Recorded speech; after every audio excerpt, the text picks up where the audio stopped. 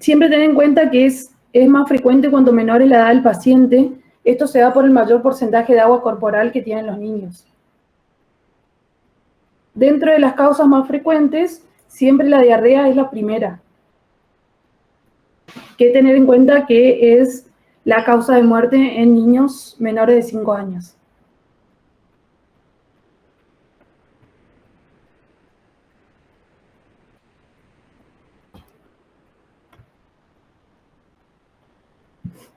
Bueno, dentro de la clasificación de la deshidratación, ten en cuenta que siempre nos subestimamos un poco lo que es la deshidratación leve, porque este cuadrito nunca lo tenemos a mano en guardia, porque valoramos siempre la clínica y los signos vitales.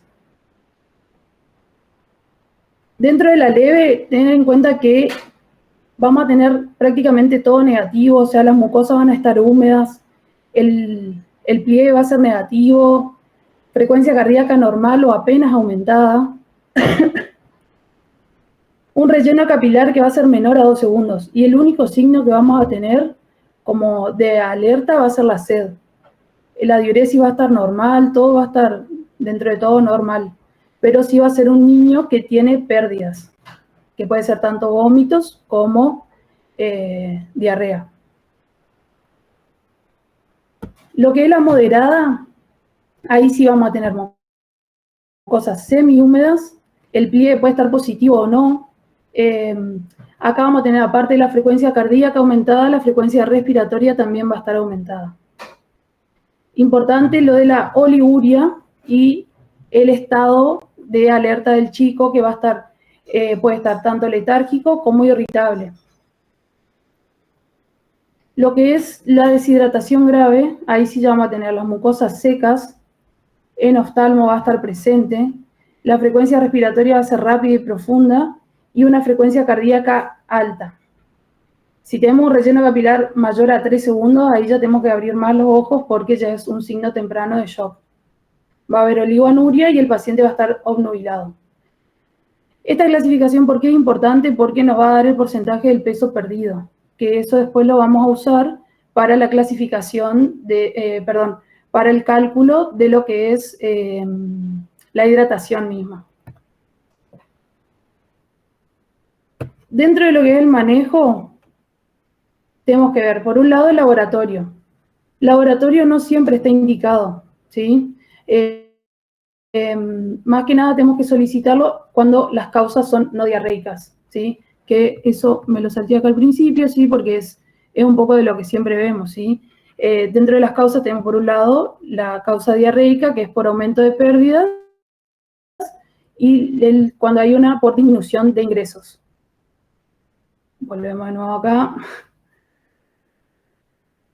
Entonces, en paciente que tiene una deshidratación por causa no diarreica, se pide siempre. En cambio, en pacientes deshidratados por diarrea solo se piden ciertas situaciones. Que dentro de esto tenemos la deshidratación grave con compromiso circulatorio, una deshidratación con sospecha de hipernatremia, que cuando sospechamos hipernatremia, cuando el paciente está con irritabilidad, letárgico, con fiebre, cefalea, convulsiones ya sería algo más extremo, con muchos vómitos y calambres o espasmos. También una de las situaciones donde pedimos laboratorios cuando hay una falta de correlación entre lo que es el relato de las pérdidas y el cálculo de déficit previo. Dentro de las causas también cuando hay clínica de cetoacidosis diabética, que ahora lo vamos a ver en la siguiente clase, y cuando hay sospecha de tóxicos o síndrome urémico hemolítico. Y también si el paciente presenta alguna comorbilidad.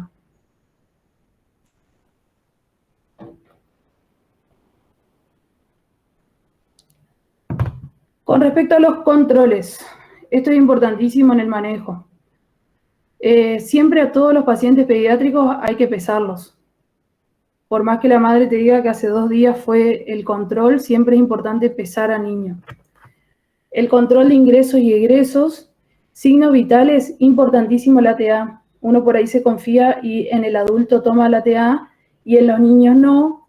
Y es importantísimo en mayores de 2 años se toma la TA siempre.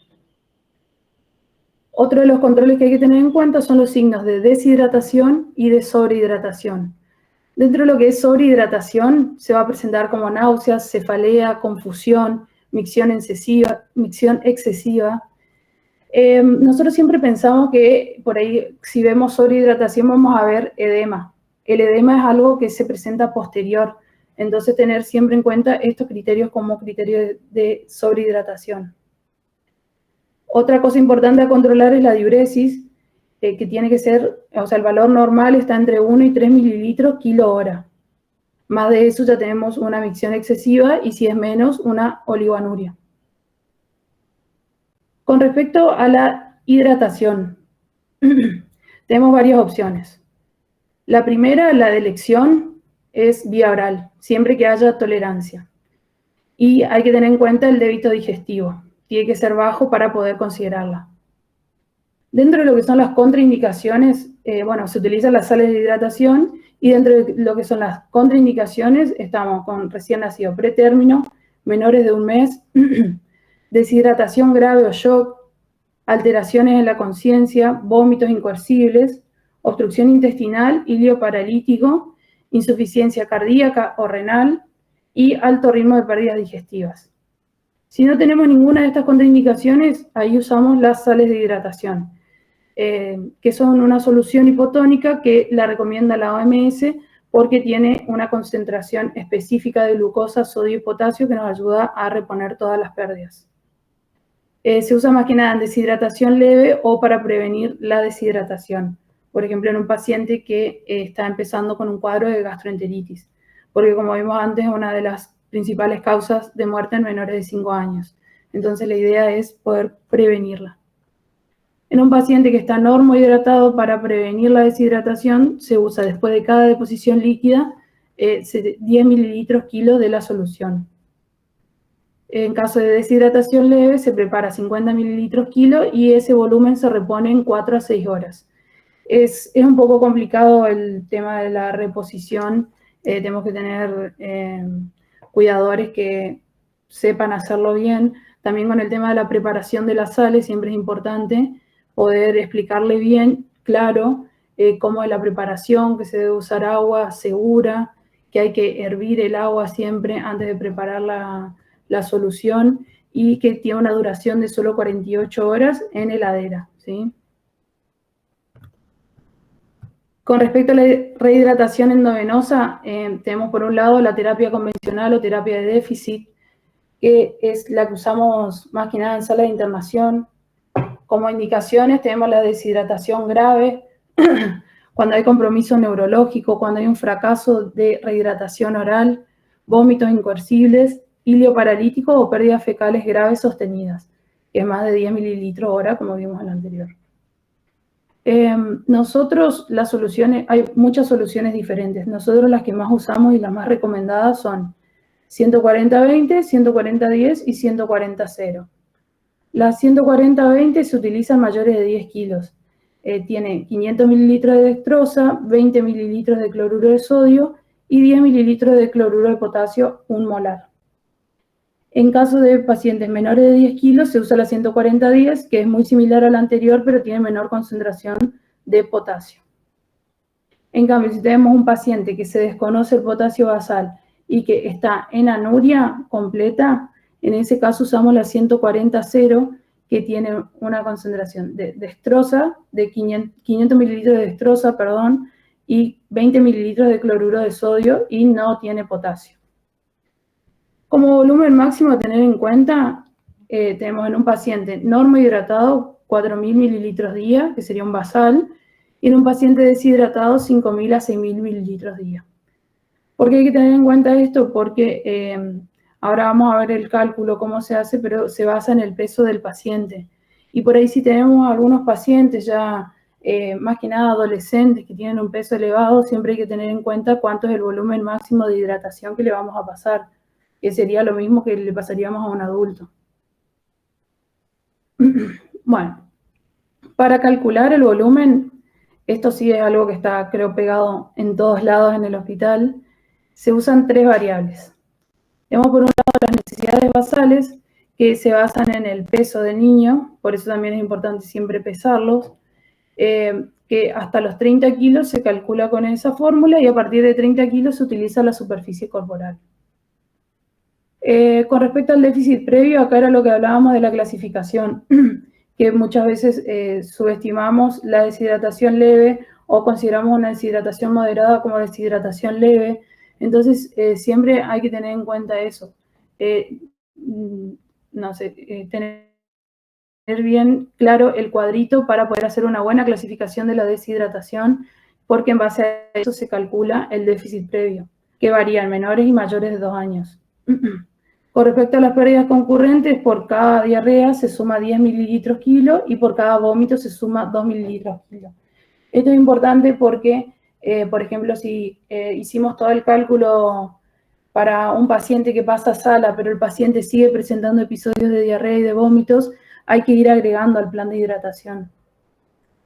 Bueno, una vez que tenemos calculadas las necesidades basales, el déficit previo y las pérdidas concurrentes, ahí tenemos el volumen total a pasar por día. Entonces, para la hora de indicarlo, siempre hay que hacer el volumen total dividido las horas, que sería 24, y eso te da los mililitros hora, que sería el cálculo ideal si tuviéramos una bomba de infusión, que también sería lo ideal, y en esos casos se pasa como mililitros hora. Como nosotros no tenemos bomba de infusión para pasar la hidratación, hacemos ese cálculo y lo dividimos por 3, que ahí te da las gotas minuto. Y esa es la indicación que dejamos escrita en la carpeta de los chicos. Bueno, esa era la terapia convencional de hidratación o terapia del déficit. Otra forma de hidratar endovenoso es la rehidratación rápida. ¿Por qué? Porque en la primera fase del tratamiento siempre es importante restituir el volumen lo más rápido posible. Hay muchos estudios hechos en base a la rehidratación rápida y con respecto a la morbilidad y mortalidad no hay gran cambio, pero lo que sí se vio un menor tiempo de internación en pacientes que se hizo rehidratación rápida. Se usa más que nada en pacientes con deshidratación moderada, que se puede hacer un aporte rápido de 10 a 20 mililitros kilo en 1 a 2 horas. Esto se hace con solución fisiológica. Lo que sí hay que tener en cuenta que si se hace esta rehidratación rápida, hay que descontar 1 o 2% del déficit previo a la hora de hacer el cálculo de las 24 horas. Y siempre tiene que ser un paciente que esté estable y no con un shock hipovolémico. Bien. Bueno, la fase rápida, en cambio, sí es en paciente con deshidratación grave con inminencia de shock hipovolémico, que en este caso se hacen bolos de 20 mililitros kilo de solución fisiológica, hasta lograrlo expandir.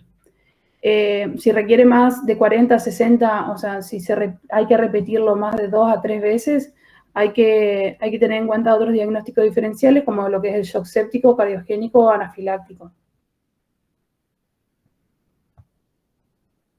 Otra forma de rehidratación rápida es la solución 90, que es uno de los primeros trabajos que se hizo sobre rehidratación rápida en 1980, así que es bastante viejo. Se usa una composición similar a las sales de la OMS, que ahí es donde surge la solución 90, que también se llama solución polielectrolítica o solución de Pizarro, que como ventajas tiene que es útil en deshidratación moderada y grave sin shock por pérdidas digestivas.